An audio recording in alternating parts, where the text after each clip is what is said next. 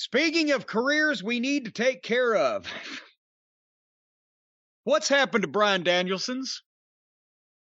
This was the capper. Daniel Garcia makes his entrance. He's announced at 187 pounds. And I think that's generous. And in wrestling tights, he looks like a UPS driver on a day at the beach. And he is wrestling Bryan Danielson. Bryan Danielson's first match back from apparently, we suspect he's had a concussion. It's never actually been confirmed. His first match back, and they're risking him for 17 minutes on TV with an undercard stooge because Tony Khan now has found some affection for Daniel Garcia, like he had before for Pockets. So this match, I knew going in would be good. This would be a good match, regardless. It's Danielson. Regardless of whether fucking Garcia was breathing or not, it'd be a good match, and it would probably make sense. I said that. The match itself, little did I realize what the finish was going to be. But the only thing that didn't make sense was, why have this fucking thing? Again, you bring your biggest star back, one of your biggest names, certainly one of the three biggest names in the company and possibly the best in-ring performer, fresh off a concussion, and put him against an underneath guy that is, again, not going to be over until I'm fucking dead, not because I'm going to stop it, but because it's going to take at least 10 or 15 years. Instead of... So... Danielson jumpstarts it and proceeds to kick the shit out of Garcia. And, of course, we also have the dichotomy where Danielson was the best heel in the business back in December for about 3 weeks and then had to join the Blackpool Combat Club, and now he's a babyface, but he wrestles like a heel because the Blackpool Combat Club, thanks to Moxley, likes to drink blood and snap necks. But Garcia is an actual heel because he's affiliated with the sports entertainment heel group where Jericho is the boss and tries to do everything he can to get heat, except when they play his music, and then he wants all the fans to sing along with it. So naturally, Garcia is going to take over here and then pull the padding up off the floor. And then grab Danielson and throw him away from the bare floor that he's just exposed. And then Danielson makes a comeback on the floor and then throws him back in the ring and hits him with a missile drop kick, but Danielson sells the missile drop kick. And right at this point, I wrote, Harley playing in her new bed is more entertaining. We got her a new bed. It's red and fluffy and furry, and she loved burying herself in it. But then Danielson did the Shawn Michaels concussion collapse. And do you know there are still people that think that he really did collapse? No, really? That night on Raw, I've seen it on Twitter. And for the people who don't know, when Shawn Michaels got shit kicked out of him in, what was it, Syracuse or Rochester by the Marines? Or the Marine? Syracuse, I think. Syracuse. Okay, Michaels got shit kicked out of him, got a concussion by the Marine that he pissed off trying to hit on the Marine's girlfriend. And so he was off television, and they concocted the statement that it was 9 Marines. It was actually 1 Marine, and Davey Boy was stuck in the back seat of the 2-door car and couldn't get out to save his ass. So then, after the concussion, and this was before Shit Stain started. This was not a Shit Stain idea. This was actually from Vince. I think it was late 1995. We were in Richmond, Virginia. And I remember the two things. Number one, I was so mortified because 1995 was a horrible year for the wrestling business. And we were in the Richmond Coliseum for a Monday Night Raw taping with what had to be only 2,000, 2,500 people in that building. The ring was at the end. And I'm thinking all the times I was here for Crockett, this fucking thing had 13,000 people in it, and now here we are. But nevertheless, and secondly, I managed Owen in a match against Shawn Michaels, and they did the deal where Shawn's wrestling and then suddenly gets dizzy and starts kind of, woozing around and collapses over to the side. And they're talking, it's the concussions. And me and Owen were supposed to, oh shit, what's going on here? Oh my God, we don't know what to do. And somehow I didn't understand how it was going to help Sean at that time to remind people that he got the shit kicked out of him by the Marines. But nevertheless, they did the Shawn Michaels thing here. Danielson has had a concussion, so he gets dizzy and collapses.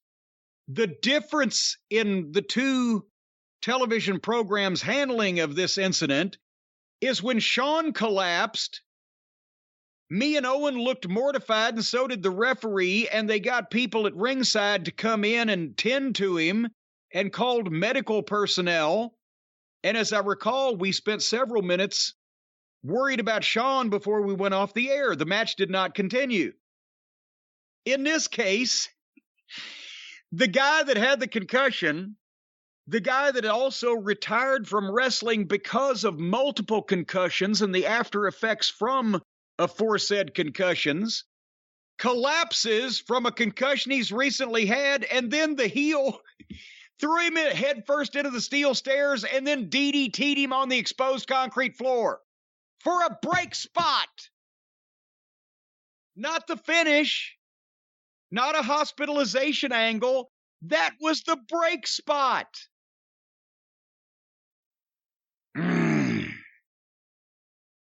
So when we come back, Danielson was bleeding. Of course, Moxley did it first in the same program, but now the guy who his career could be ended with one more concussion has collapsed, then run headfirst into the steel stairs, then DDT'd on the concrete floor.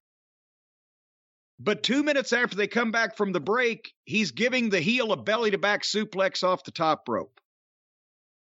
Then they started going back and forth. Multiple false finishes. Danielson goes for the LeBell lock. Garcia escapes. Danielson hits his knee on the floor. And as he's rolling back into the ring after he's thrown Garcia back in, a hand from under the ring grabs Danielson's leg. And he turns around to pull loose from that. And when he turns back around, Garcia hits him with a pile driver. The concussed man with a history of concussions that retired once from concussions and then was collapsed and then ran headfirst in the steel stairs and then DDT'd on the concrete floor. And then 2 minutes later, who was coming back and executing offensive moves, now is hit by a pile driver and dropped on his head first. But that's not the finish, because then Garcia rolls into the sharpshooter and they actually have Bryan Danielson tap out to Daniel Garcia. Couldn't even beat him with the pile driver. And by the way, it was Jake Hager under the ring with the hand that reached out and grabbed him, because he's another appreciator we hadn't seen at that point yet that night. And immediately my DVR froze because they can't manage their time. And again, they were massively almost out of time. What have they done here? You know what? I liked Daniel Garcia when we first started seeing him. I'm sick of him now. And now I resent him. Yes, I hate to say it that way, but it's full-fledged hatred now. I hate the way Bryan Danielson's been used. I hate the way he's been used since they put him with Moxley. Let's not forget, he got concussed in that garbage match where he got pinned by Jericho to finish the match. Yes. That was the last match. In a garbage match that he shouldn't have been in to begin with, because he's talented. He doesn't need to just do the shit that everybody can do. And so he had to retire once before because concussions. Then he trains himself, he comes back, and he dignifies this goddamn upstart fucking popsicle stand of a wrestling promotion with his presence, starts doing the best work of anybody in this company, and maybe some of the best stuff Bryan's ever done, and immediately gets thrown into a goddamn group circle jerk with Plumber Moxley and his ilk. and now gets another concussion doing a garbage match trying to fucking work with Jericho's clown show, and comes back and is tapped out by Daniel Garcia. And along that line, they risk him getting another concussion to do the stupid shit leading up to him getting beat. Can you imagine if Ricky Starks had been the one to tap out Bryan Danielson? How about a Jay Lethal? How about a Powerhouse Hobbs? How about any motherfucker? Miro! Any motherfucker you might be able to sell at one ticket with, or draw an ounce of money with, or just have a fucking good match with. I agree with all those names except Jay Lethal, yes. I mean, I know poor Jay, now everybody's like, well, they were excited when he came. I was. When he first got there, I was like, thank God. Now they've minimized him to the point where who gives a shit? And if I know a lot of people are saying, oh shit, we got to see Jay Lethal. That means we're going to see the big pinhead.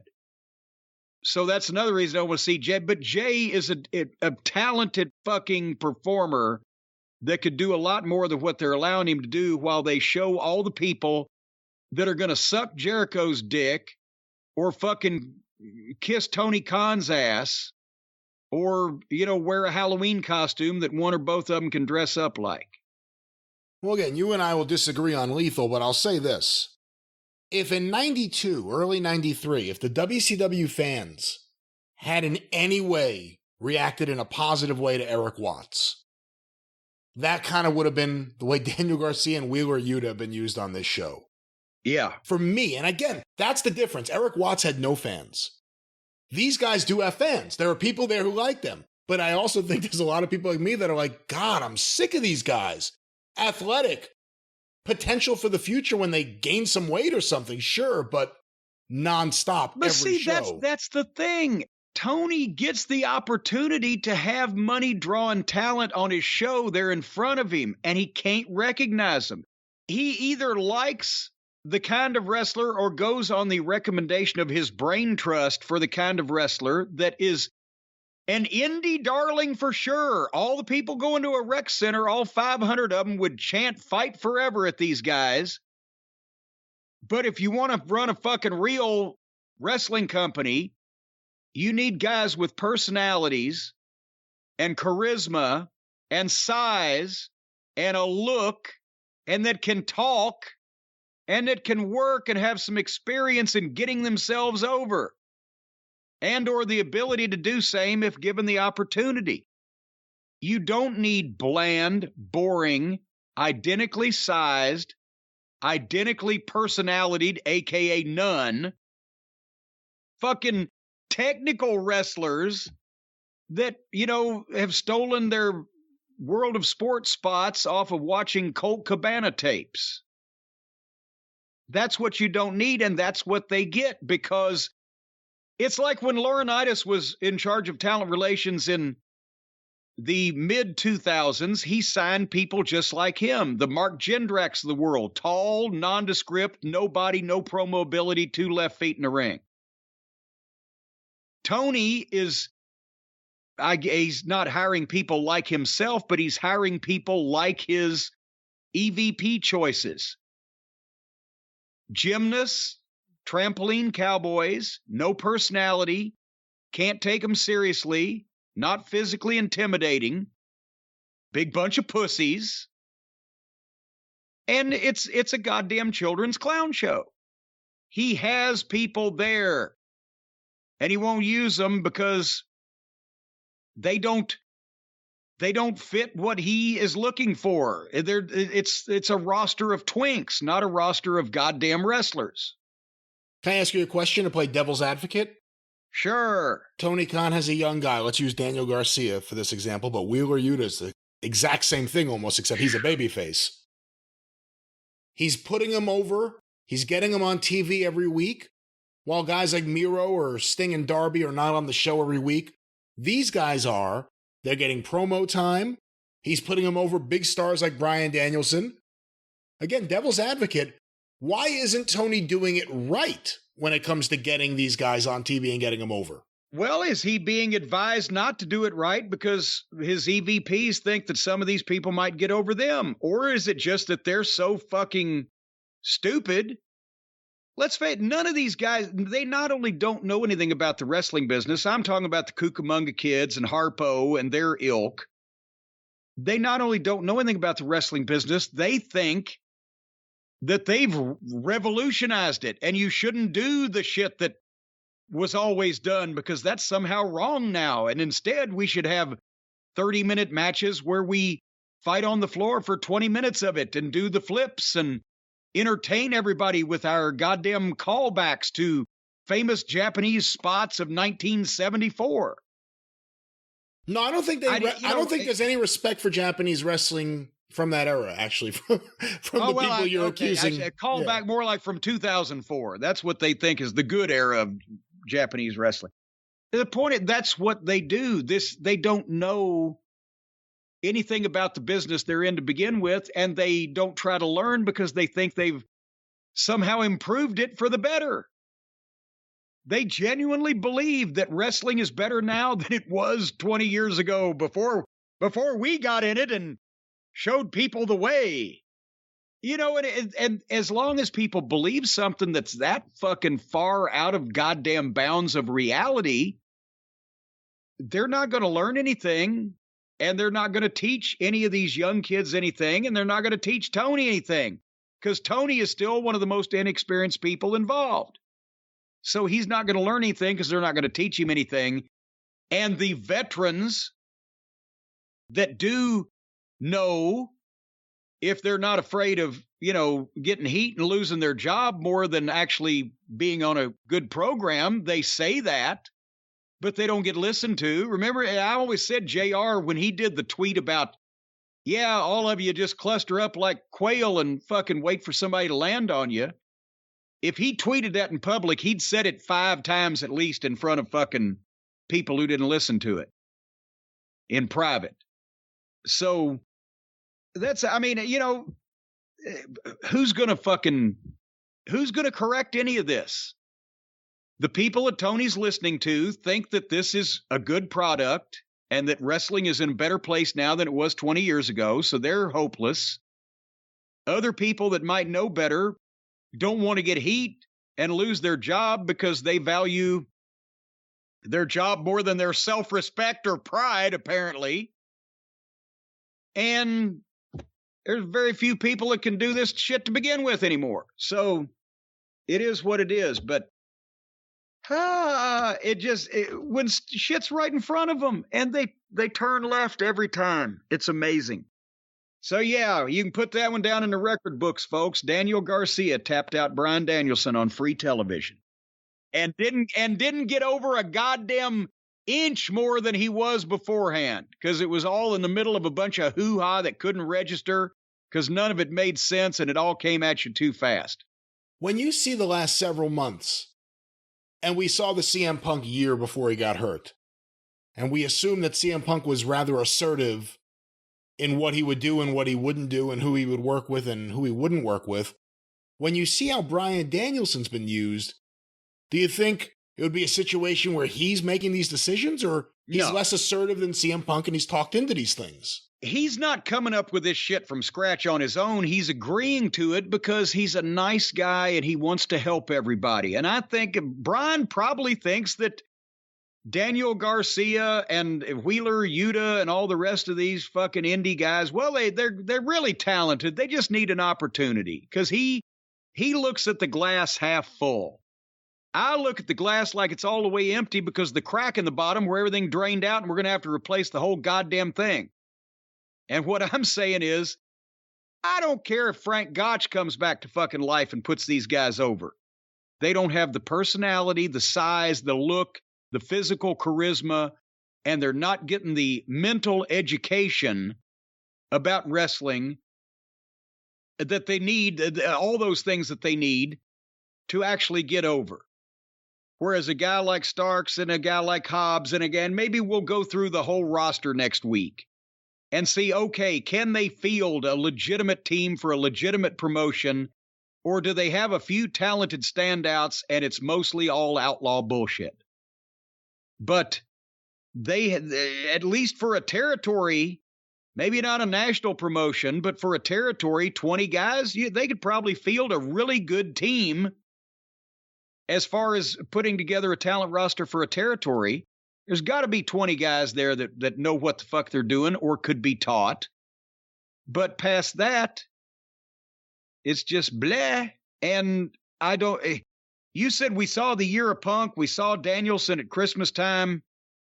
MJF was brilliant. And I thought this summer, even before we knew that all the things that were going to go on in the WWE and how they were going to be in turmoil and etc., I thought this is going to be a bit of a dogfight this summer. You know, they're going to have and Cody going to the WWF. There's going to be some good shit going on. Now there's no Cody. Reigns is part-time. Brock's part-time. Fucking Punk is hurt. MJF is whatever the fuck's going on there. And the AEW program, nearing their 3rd anniversary, is worse than ever. And it's like Tony's learning in reverse. It's like he books in reverse and he learns in reverse. He was booking more logically when he was a complete amateur than he is now that he's got 3 years of experience. Just like talent comes into the company and you see them every once in a while on TV doing a job, and then after they've been there 6 months, they start popping up every week and winning. Everything's a mirror image. It's like the Bizarro world, but not Canada. Even worse. Well, we'll see how much worse it gets this week on AEW Dynamite. I can't believe the booking of Bryan Danielson. That's, I could find, because it was so puzzling, and I can get a kick out of some of the bad things, as you know, but there was also good elements in the Ricky Starks escapade segment or two, whatever that was, and then the Christian Jungle Boy thing. Okay, not the way we would have done it, but almost close to a traditional wrestling feud in terms of there being a good guy and a bad guy. But the booking of Danielson, that's the most puzzling thing of all. And see, that's the thing. He's not going to be a prick like Punk. And Punk would be proud of being a prick about his business or standing up for himself. Bryan Danielson is a nicer guy, and he loves wrestling, and he loves all the young bright-eyed, innocent young people that want to be involved in wrestling, and he wants to help them. Well, the way that he could help most is by getting and keeping himself over despite his amateur booker and the people that are probably trying to stab him in the back and produce revenue for the company. That would be the best thing he could do right now for all the young wrestlers, instead of going in and working with them for 20 minutes and putting them over when nobody's going to buy it anyway. And next year, if somebody remembers that Daniel Garcia beat Bryan Danielson, I'd be surprised. I'd be surprised in 6 months. And in terms of whether it means anything for Daniel Garcia, no, he's same level now he was before to the overall scheme of things. The AEW fans that they already had may like him a little more than they already did, but otherwise, really, you need to do the right thing with the right guy. One or the other alone doesn't work. This was neither the right thing nor the right guy. And how impressive is Wheeler Yuta? He beat Daniel Garcia at the Ring of Honor pay-per-view. Well, there you go. And then so by that standpoint, Anna Jay ought to be slapping Danielson around next week. Now, I would pay to watch that match. All right. All right, I'd pay to, and here's another thing. By gum, I forgot I'm mad at you because you made me listen to that whole goddamn media scrum the other day. So you just watch your P's and Q's there, fella. You know, I have no defense. I apologize. Yeah, all right.